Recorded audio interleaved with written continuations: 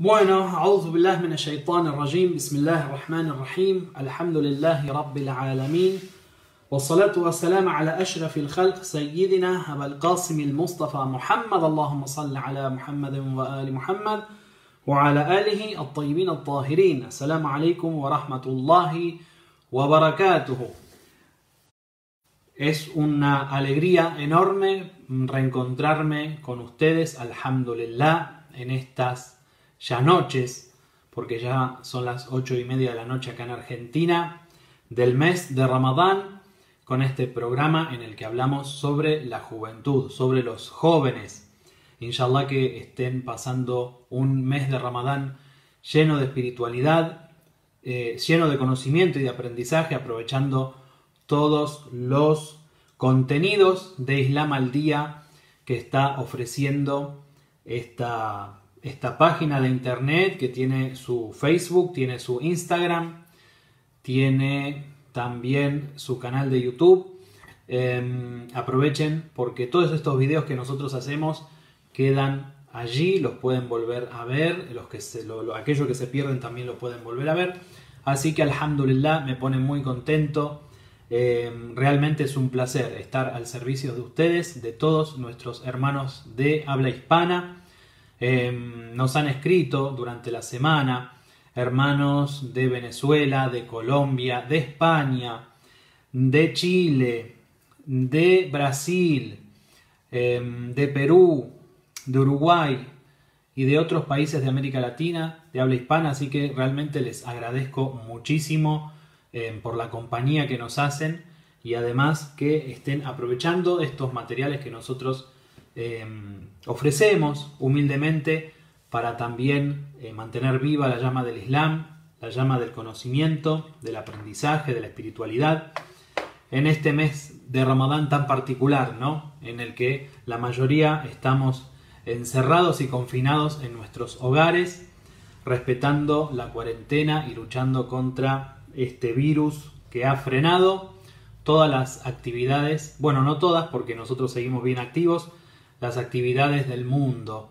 Así que alhamdulillah rabbil alamin, agradezco a Dios por eso. Y vamos a continuar con lo que veníamos hablando en el último encuentro sobre los jóvenes y el trato que da el Islam a los jóvenes y por qué es tan importante la figura de los adolescentes y de los niños también en el Islam. Habíamos hablado un poquito de que el Islam viene a romper todos estos esquemas en la época de la Jahiliya, en la época de la ignorancia, antes de la época de la revelación del Islam. Los jóvenes no ocupaban un lugar importante entre los árabes, al contrario, se ensalzaba la vejez o ser viejos, como se ensalzaba ser varón y no mujer, como se ensalzaba ser libres y no esclavos. Y bueno, el Islam justamente se presenta y los tres primeros musulmanes fueron un niño o un preadolescente, que fue Ali ibn Abi Talib alayhi salam, una mujer y una persona que había sido un esclavo liberado. Entonces, a partir de allí el Islam empieza a romper con todos estos esquemas y a darle un valor y un lugar central a los jóvenes. Hoy vamos a ver algunos temas particulares sobre la difusión del Islam, del profeta, a quien iba apuntada y quién eran los primeros en recibir el mensaje del profeta en la época de él, alayhi salatu wassalamu ala ali. Entonces vamos a empezar. Me pongo los anteojos porque tengo que leer algunos hadices, algunas cositas que escribimos, y sin los anteojos la verdad no puedo, no me da la vista. Tenemos un hadiz del profeta del Islam, el profeta Muhammad, con él sea la bendición y la... Miren, salam desde Costa Rica, un abrazo, dice el hermano, desde Venezuela también, a ver que acá, mashallah, saludos para ustedes también, hermanos. La verdad que es una alegría para mí enorme, porque fíjense cómo estamos ahora en este mes de Ramadán y por esta situación que estamos viviendo, todos conectados los musulmanes de habla hispana. La verdad que es maravilloso. Yo creo que nunca estuvimos tan conectados como ahora. Alhamdulillah rabbil alamin. No hay mal que por bien no vengan, como dicen. ¿Vieron? Bueno, tenemos un dicho, un hadiz del profeta, alayhi salatu wasalam, que dice: traten a los jóvenes con bondad, sean bondadosos con los jóvenes.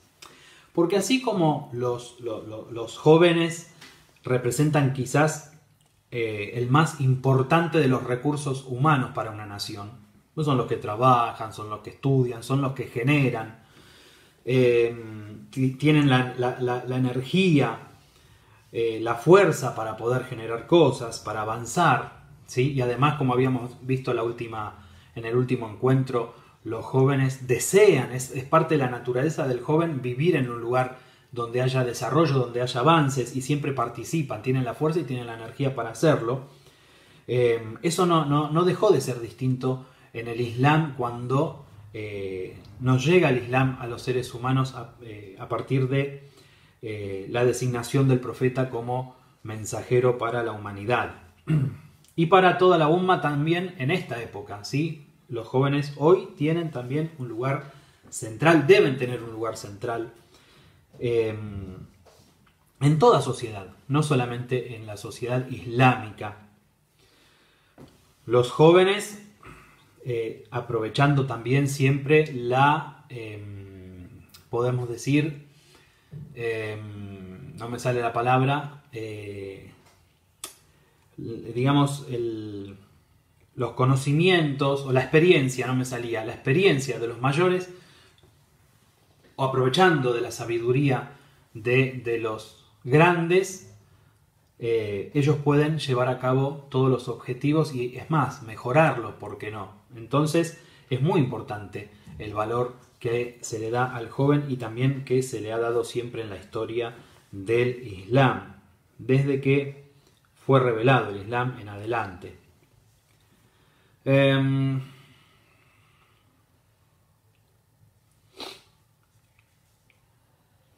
Bueno, entonces, como venimos hablando, los jóvenes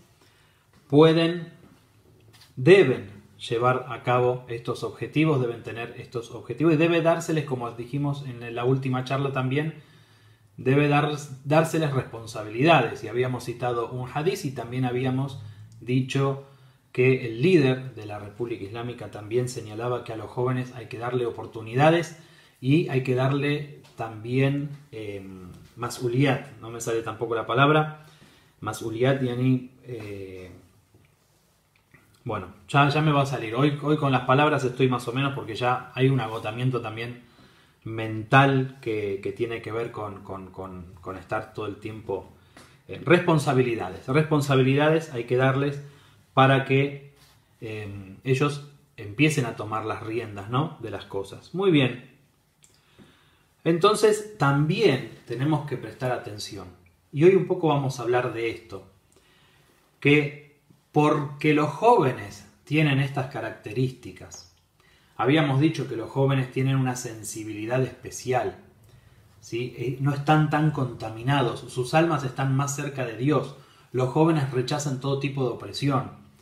Entonces, con toda esta energía que los jóvenes tienen, con esas ganas de cambiar el mundo, con esos deseos de corregir aquello que está mal y con la energía para hacerlo, son un peligro ¿para quiénes? Para los enemigos. Es por eso que nosotros vemos cómo a los jóvenes se los distrae y se los saca de su naturaleza. Es decir, los jóvenes vieron que, por ejemplo, se enamoran. El joven se enamora, pero se enamora, por ejemplo, un joven de una chica o al revés. Y sin embargo a los jóvenes se les ofrece otras cosas. Se les ofrece, por ejemplo, prostitución. Se les ofrece cosas que los van a ir desviando del camino de Dios. Una de las cosas, por ejemplo, que se los va a distraer para lograr la apatía de ellos, la apatía en cuanto a la religiosidad, la apatía en cuanto a ¿cómo se dice? La participación en lo que es la política, en lo que son las cuestiones sociales. Vieron que los jóvenes a veces cuando se les habla de política dicen, no, eso es aburrido. Eso es algo que se les genera a los jóvenes ofreciéndoles cosas vanas que no los enriquece. Y esa es la cuestión por las cuales muchas veces vemos que en la sociedad, ¿qué es lo que les ofrece? Los medios, sobre todo, ¿qué es lo que les ofrece a los jóvenes? Cosas que los apartan de su propia naturaleza y que los aparta de los escenarios sociales, los escenarios políticos, los escenarios culturales, los escenarios religiosos, más que nada. Y esto tiene que ver con un objetivo que es apartar a los jóvenes del cambio, que los jóvenes no puedan hacer ningún tipo de cambio en la sociedad ni que tengan una influencia en la sociedad. Para eso que se les ofrece todas las porquerías, digamos, las pavadas, para que ellos estén distraídos y para que se vea como algo anticuado, por ejemplo, participar de la política o participar de los asuntos sociales o de los asuntos que tienen que ver con el desarrollo de una nación de la que son parte los jóvenes, ¿verdad? Y tenemos, por ejemplo, el Sagrado Corán, que dice que el objetivo de Satanás, el objetivo de Shaitán, es deshonrar al ser humano y desviarlo.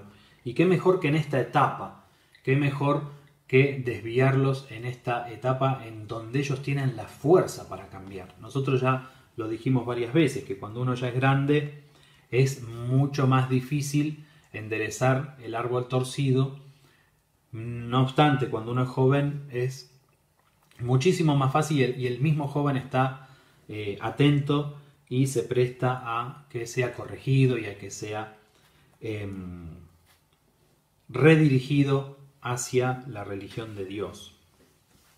Entonces vamos a ver que ¿por qué sucede esto? Bueno, vamos a ver algunos hadices y algunas cuestiones que tienen que ver directamente con el Islam y qué es lo que dice el Islam con los jóvenes, y entonces eso nos va a ayudar a entender mejor por qué es que justamente los jóvenes son apartados del escenario central en la sociedad y lastimosamente son desviados con tantas cosas que realmente dañan a esos jóvenes y después los vuelve personas, cuando ya adultos, a los que les cuesta retomar el camino, les cuesta reflexionar sobre las cosas, les cuesta tener una religiosidad.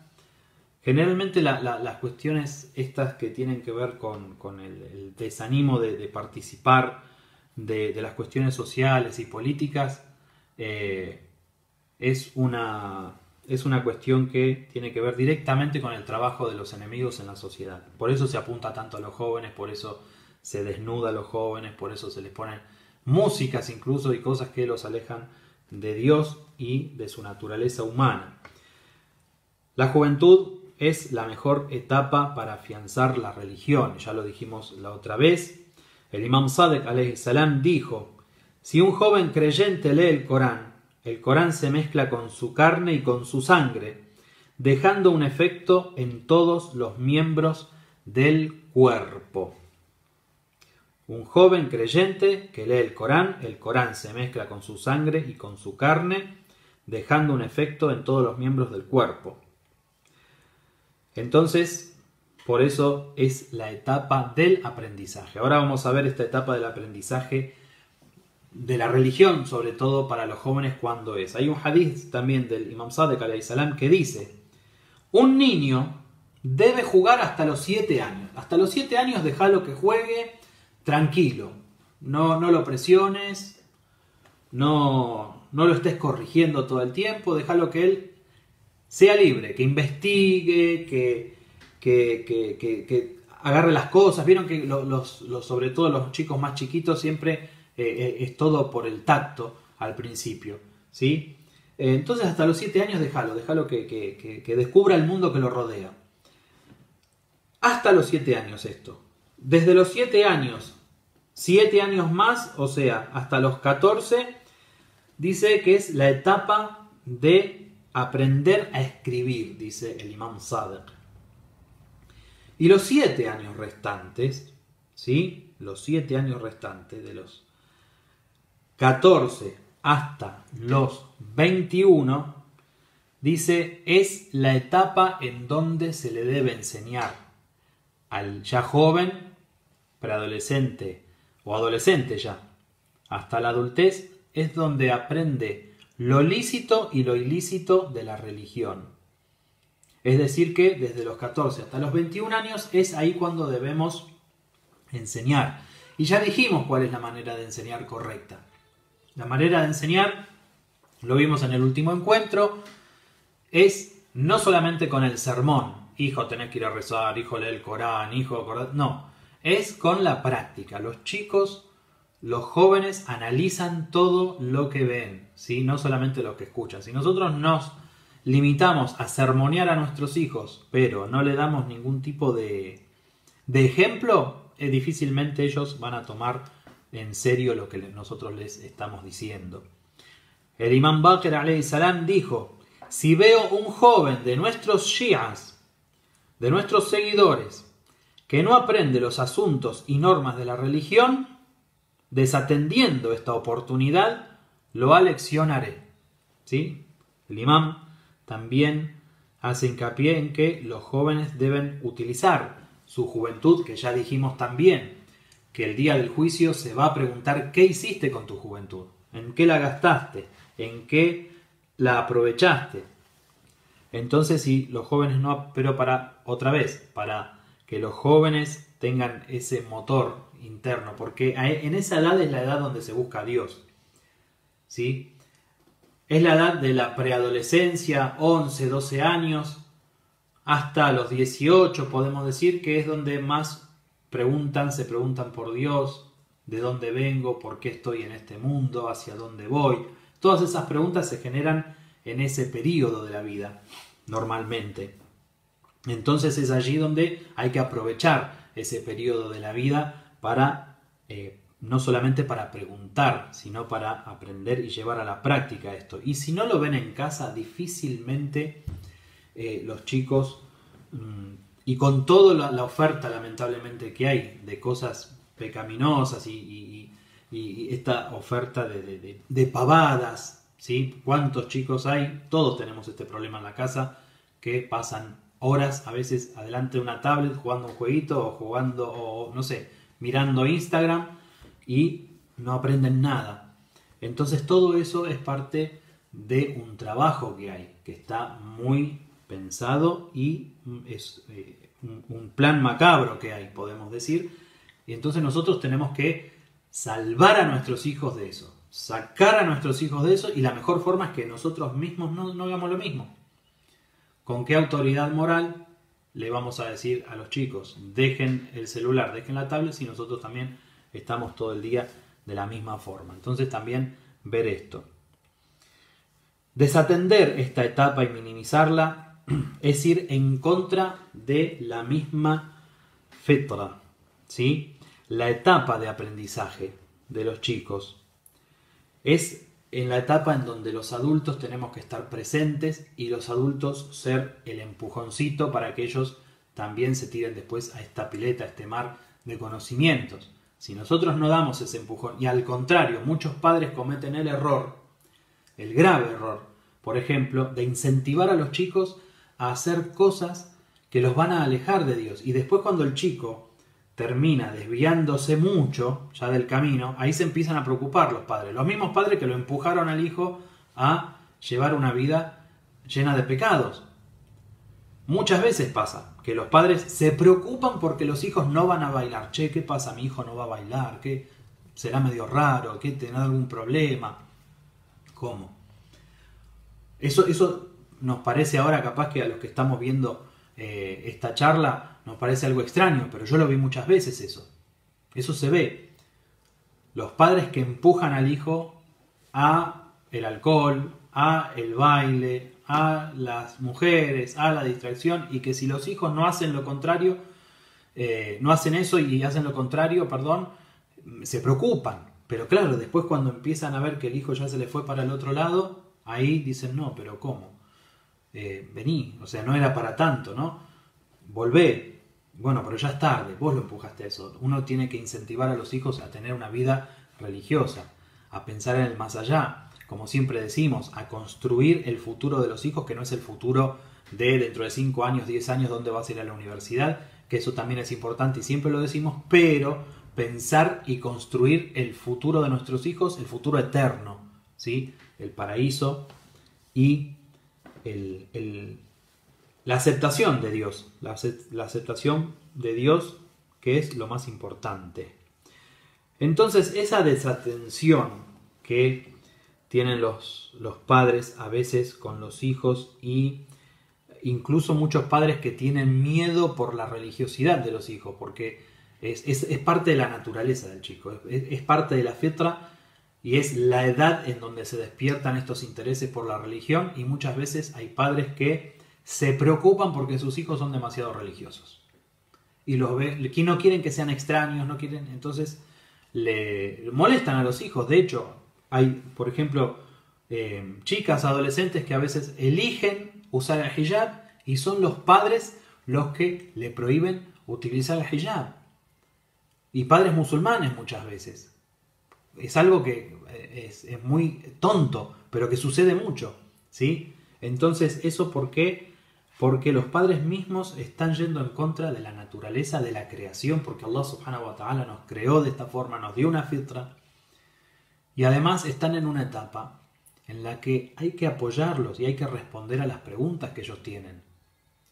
No hay que llevarlos de la mano hacia los pecados, porque después cuando empiezan ya los pecados más grandes, ahí los padres se muerden las manos por lo que hicieron.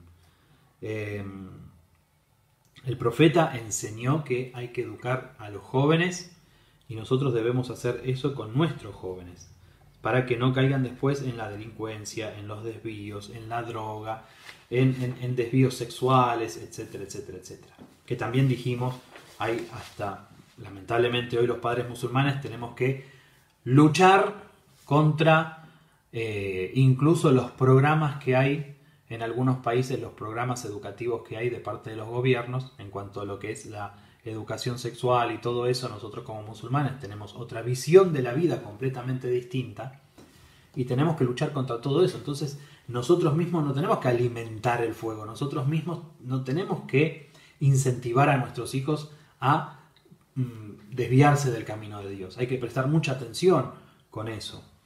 Eso yo lo he visto mucho en padres que a veces ellos mismos empujan a los hijos a los pecados. Muy bien. Bueno, y otra cuestión es que los jóvenes y los hombres, cuando ya son hombres, no son más, en la mayoría de los casos, que el resultado de lo que vivieron en la casa. Y no solamente esto que hablábamos la otra vez de la religiosidad, de exigirle a nuestros hijos lo que nosotros mismos no hacemos. No. También vamos a ver algunos números y algunas cuestiones acá que tienen que ver ya con algo que va a parecer exagerado, pero que está, que existe, ¿sí? Y tiene que ver con el ambiente en el que criamos a nuestros hijos, ya más allá del aspecto religioso, ¿sí? Habíamos dicho que es muy importante la cuestión... ya pasó media hora y no hablamos nada todavía. La cuestión de no exigirles a ellos lo que nosotros mismos no hacemos, muy importante, de no caer en el haz lo que yo digo más no lo que yo hago en la casa. Nosotros no podemos decirle a nuestro hijo andá y rezá horarios si nosotros como padres no damos ese ejemplo. Eso ya lo dijimos. Pero hay otras cuestiones también que van más allá y tienen que ver con el ambiente en donde vamos a criar a nuestros hijos. Nosotros no podemos pretender hijos que el día de mañana no sean violentos, no sean golpeadores, no le peguen a la esposa. Si nosotros, por ejemplo, le pegamos a nuestra esposa o tratamos con violencia a nuestra familia, ¿sí? A veces la violencia puede ser de muchos tipos. La violencia no solamente es a los golpes, también puede ser una violencia psicológica, una violencia verbal, y todo eso los chicos en esa etapa de la vida sobre todo lo aprenden, y también a veces hay resentimientos que quedan y que son difíciles de borrarlos. Entonces tenemos que tener mucho cuidado con nuestro comportamiento, porque como dijimos, los chicos analizan todo. Entonces, también lo mismo si queremos mujeres dignas, mujeres que se respeten como mujeres, y nosotros estamos tratando a la madre de esa chica como una basura, difícilmente ella va a aprender lo que es un verdadero hombre que la va a tratar bien, y no vamos a tener la seguridad de que se case y que elija un hombre como la gente. ¿Por qué? Porque lo que vivió en la casa y lo que naturalizó con el tiempo es algo terrible, ¿no? Por ejemplo, un hombre que a su esposa la trata muy mal, la deshonra, etc. O no le da el valor o la insulta. Y puede ser al revés también, ¿no? Pero generalmente las mujeres son las que son más agredidas en la casa que los hombres. Entonces, para conocer el valor de la mujer y también para tener hijos que el día de mañana sean buenos esposos, uno tiene que ser el ejemplo. Si no, no hay otra. Es muy difícil que eso cambie. También lo mismo, una cuestión que a veces hacen los padres de si tuvieron alguna ventaja económica o Dios no permita, por ejemplo, estafan a alguien, lo toman como burla, lo dicen adelante de los hijos, después no pidan que el hijo no salga un delincuente, no salga un ladrón. Hay que tener mucho cuidado con la conducta que tenemos. Miren estos números. En los hogares violentos existen 7 veces más la posibilidad de suicidio.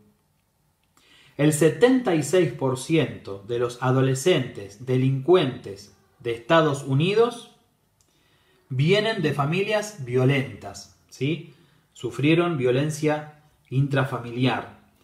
La causa del asesinato de hijos de entre 11 y 20 años que matan a sus padres, en un 65% es a causa de que veían como el padre vejaba o golpeaba a su madre. Entonces son ambientes que crean a estas personas que crecen en un ambiente que no es un ambiente de paz, un ambiente de amor, no hay una relación familiar correcta.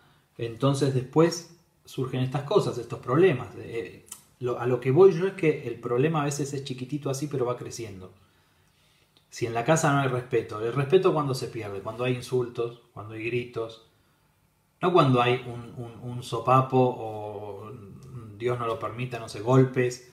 Esos son extremos, estamos hablando de extremos, estamos hablando de asesinatos, estamos hablando de violaciones. Ustedes dicen, ¿pero qué está diciendo este hombre? Bueno, pero todo empieza por algo, se empieza por pequeñas violaciones a los derechos del otro. No se puede insultar, no se pueden insultar entre esposos, no se puede insultar al hijo, no se puede maltratar a la esposa, empujarla, pegarle, no sé, faltarle al respeto, decir cosas hirientes adelante de los hijos, sobre todo. O sea, no lo debe hacer nunca, pero adelante de los hijos menos que menos. Que los hijos nunca deben ver esas situaciones. Son puntos que parecen obvios, pero que también hay que decirlo porque acá los números son los que están hablando. El 85% de las violaciones de niños y adolescentes ocurren también dentro del núcleo familiar. ¿Y esto por qué? Porque se desprecia, porque se pisotea el derecho de ser niño y el hecho de ser niño y de ser joven. Estamos también viviendo como la época de la Jahiliya, de la ignorancia. Por eso también esperamos al imán de la época. El profeta que hacía todo lo contrario a lo que estamos hablando. El profeta no solamente trataba con mucho cariño, con mucho amor a todos los niños y a los jóvenes, les daba también responsabilidades y además los jóvenes, por esa naturaleza de la que hablamos, que tienen más religiosidad que un grande que ya está contaminado, eran los que se acercaban más rápido al profeta. Justamente porque el profeta lo que les ofrecía, en la época de la Jahiliya, donde lo que se ensalzaba era el alcohol, donde lo que se ensalzaba eran las grandes fiestas, la opresión, la violencia, porque en la época de la Jahiliya los árabes eran muy violentos y por solamente a veces una mirada, cruzaban una mirada, uno mataba al otro porque lo miró y se enfrentaban dos kabilé, como se llama, dos tribus, y terminaba haciendo una guerra de 100 años ahí.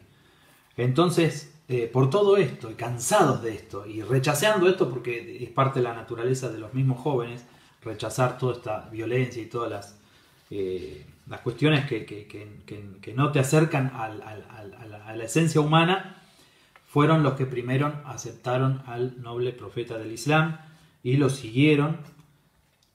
Entonces, escapando, ¿no?, de todo esto y rechazando todas esas atrocidades que se vivían en aquella época. Por eso aceptan a este Salvador que viene, que es el profeta Muhammad, de la misma forma que los jóvenes, ahora vamos a ver un hadith muy lindo, van a ayudar y a estar con el imán Mahdi. Entonces, bueno, todos estos vicios, violencia, la ignorancia, todo lo que había en aquella época, los jóvenes fueron los primeros en rechazarlo y los jóvenes fueron los primeros en apoyar al profeta del Islam. Acá tengo algunos hadices. Hay un hadiz que cuenta, ya se los voy a leer.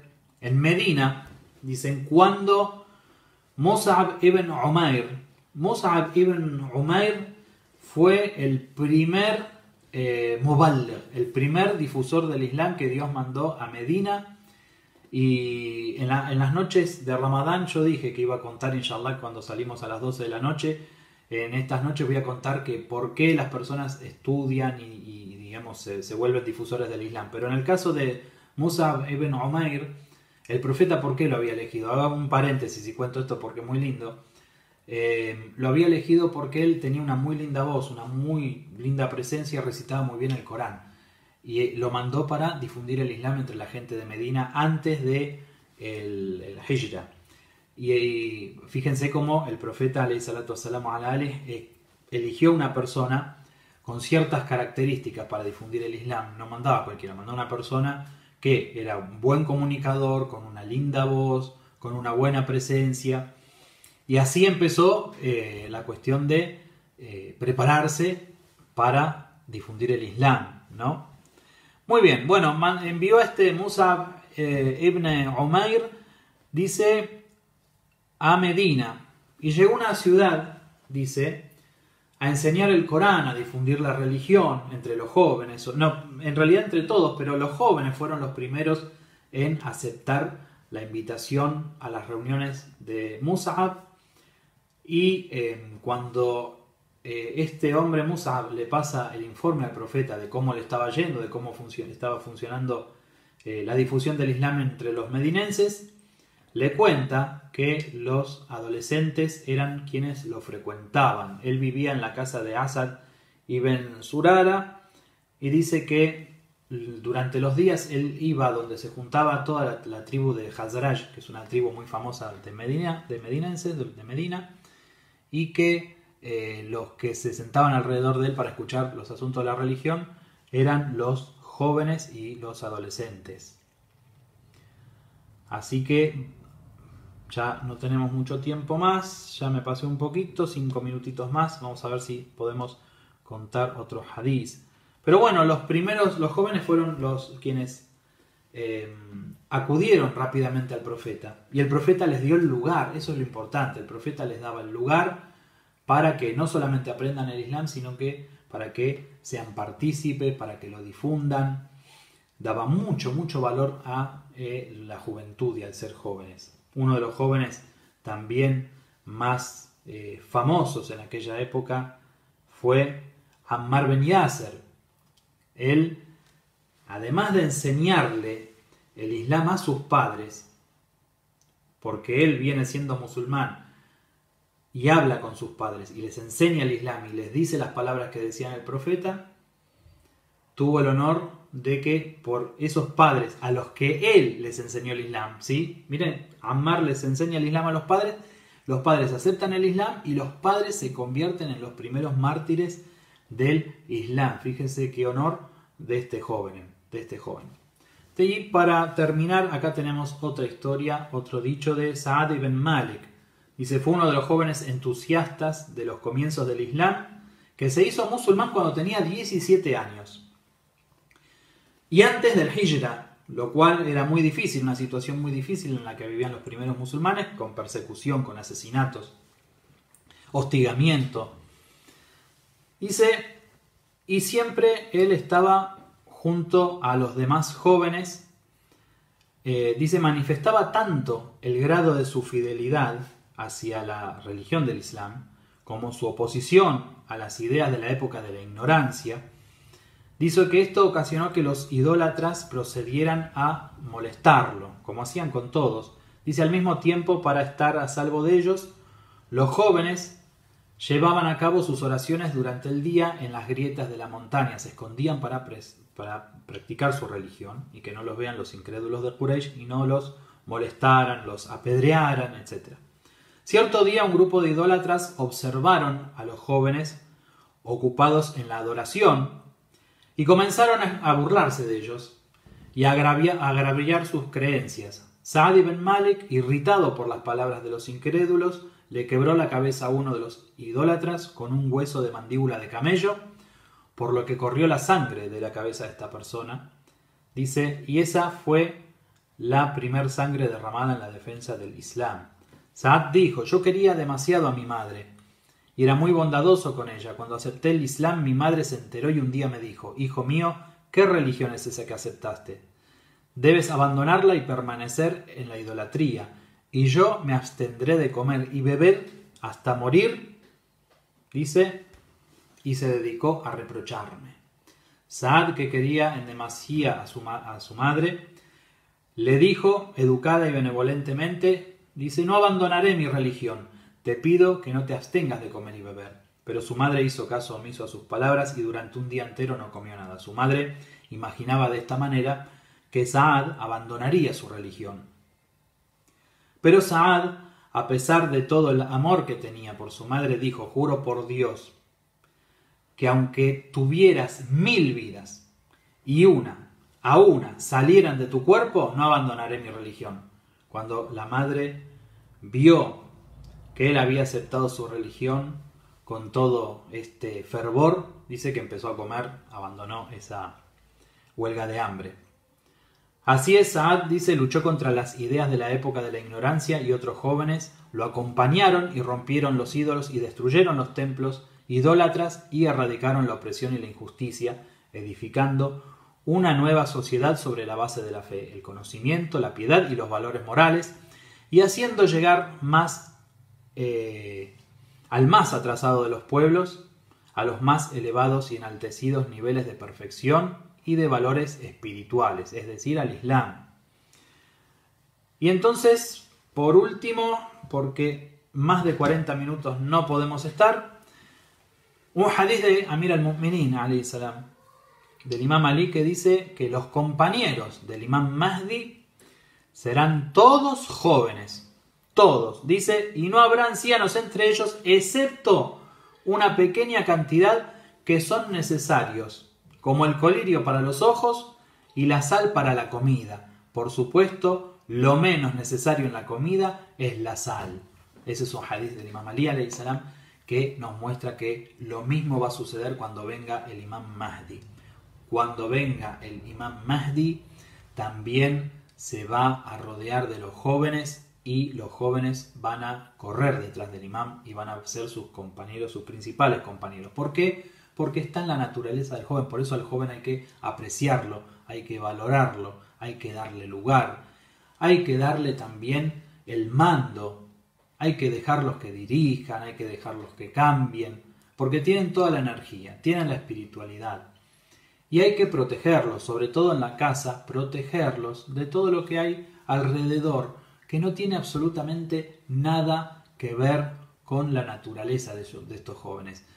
Todo aquello que te aleje de Dios, que te aleje de la religión, de la religiosidad, de las prácticas, todo eso no tiene nada que ver con la naturaleza del joven. Por lo tanto, hay que luchar contra eso. Hay que meterse un poco también en la vida de los jóvenes, sobre todo de nuestros hijos, guiarlos. Y guiarlos a veces no solamente es con sermones, como dijimos, o con la acción, que es lo mejor, sino también a veces indagando qué es lo que les gusta, qué es lo que no les gusta, detrás de qué cosas están, qué es lo que están mirando. Presten mucha atención los padres en la cuestión de los youtubers que miran los chicos. Hace unos meses que estuve en Colombia, alhamdulillah, participé de una charla que era una diputada y gente de la policía y una socióloga, y bueno, una de las cosas que decían es que nuestros hijos pasan muchas horas mirando youtubers y es como si estuvieran con un adulto cualquiera, porque les hablan, les hacen hacer a veces pruebas. Por ejemplo, vieron este juego de la ballena azul, y entonces nosotros ni nos enteramos de todo eso. Entonces tenemos que controlar a qué youtubers miran, es muy importante. Nos habían dado incluso una lista de los youtubers que son un poco peligrosos, que tienen así cosas raras, y que muchos jóvenes terminan muy mal por seguir a esta gente. Con quienes hablan en las redes sociales es muy importante. Qué lenguaje usan, qué lenguaje utilizan, quiénes son los jóvenes que utilizan ese lenguaje, prestar atención, porque hoy hay muchas tribus urbanas que tienen su propio lenguaje y también sus propias ideas, y nosotros tenemos que estar atentos a eso porque es una forma también de cuidar mucho, proteger a nuestros hijos. A ver, yo te pregunto a vos que estás del otro lado, ¿vos lo dejás a tu hijo o a tu hija de 14 años, 15 años, 16 años hablar con cualquiera en la calle 4 o 5 horas por día? No, seguramente que no. Cuando vemos que está con algún extraño vamos a preguntarle quién es tu amigo, dónde lo conoces. Bueno, lo mismo sucede cuando está frente a una pantalla escuchando a una persona que está vendiendo sus ideas, ¿sí? Y no sabemos qué hay detrás de eso. Entonces, mucha atención con eso, con la música que escuchan, perdón. Por ejemplo, las letras a veces de reggaetón, que insultan a la mujer y lo ponen por lo más bajo.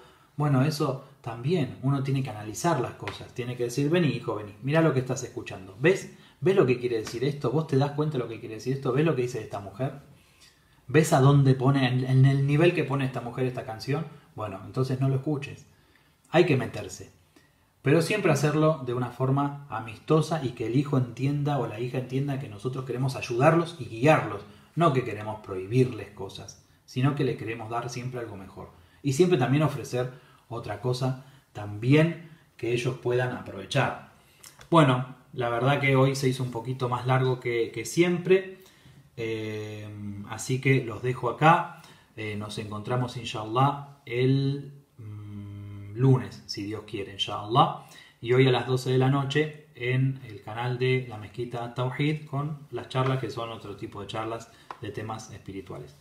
Inshallah que Dios los mantenga firmes en el Islam, que tengan unos buenos días de Ramadán y nos estamos viendo. Wassalamu alaikum wa rahmatullahi wa barakatuh.